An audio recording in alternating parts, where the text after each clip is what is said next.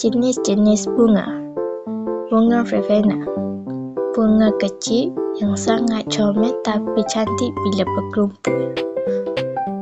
Ciri-ciri verbena, bunga kecil-kecil tapi tumbuh berkelompok, warna menarik, ungu, pink, merah, putih, daun hijau halus, selalu menjadikan bunga hias di taman. Kelebihan verbena, tahan panas, mudah dijaga, tarik lama-lama dan lepas. Maksud bunga verbena, cinta, kesetiaan, ketenangan. Fakta menarik, ada yang guna dalam herbal tradisional. Mekar lama, boleh tahan berbulan-bulan. Bunga verbena merupakan sejenis bunga hias yang kecil tetapi sangat menarik bunga.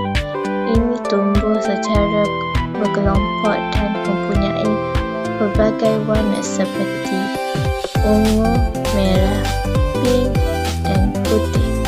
Verbena mudah dijaga kerana tahan panas dan sesuai ditanam di kawasan terbuka. Selain mencantikkan tanam, bunga ini juga menarik kehadiran lama-lama dan lebah. Dari segi simbolik, verbena melambangkan cinta, kesetiaan dan ketenangan.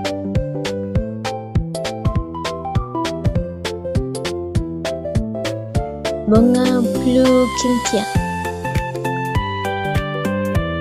merupakan sejenis bunga yang terkenal dengan warna biru yang terang dan unik. Bunga ini biasanya tumbuh di kawasan pegunungan yang sejuk seperti di Eropah. Bentuknya seperti loceng menjadikan ia kelihatan sangat menarik. Selain itu, blue kintiang melambangkan kesetiaan, kejujuran dan kekuatan. Keindahan dan keunikan warnanya menjadikan bunga ini antara bunga yang suka ditemui. Bunga blue kintiang ialah bunga yang sangat cantik dengan warna biru terang yang menarik.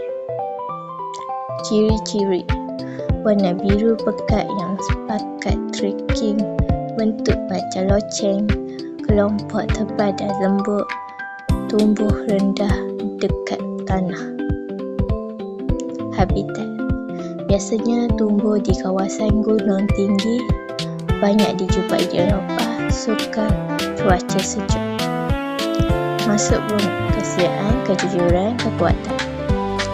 Fakta menarik, warna biru dia antara yang paling jarang dalam bunga, susah nak jumpa di kawasan biasa sebab perlu iklim khas.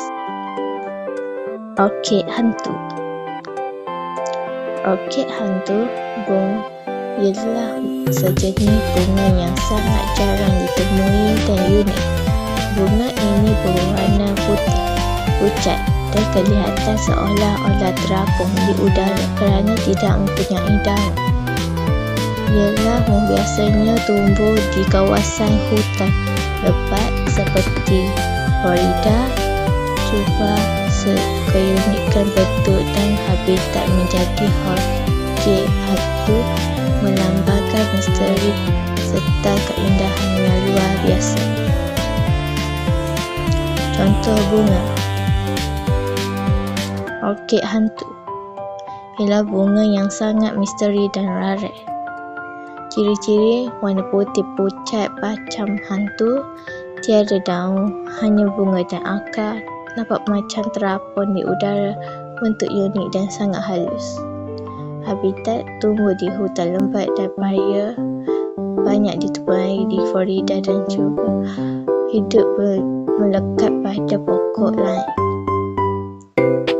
Fakta menarik, sangat susah dijumpai, maka dalam masa tertentu sahaja, perlu keadaan khas untuk hidup. Masuk bunga, misteri, keunikan, keindahan dan jarang ditemui. Thank you.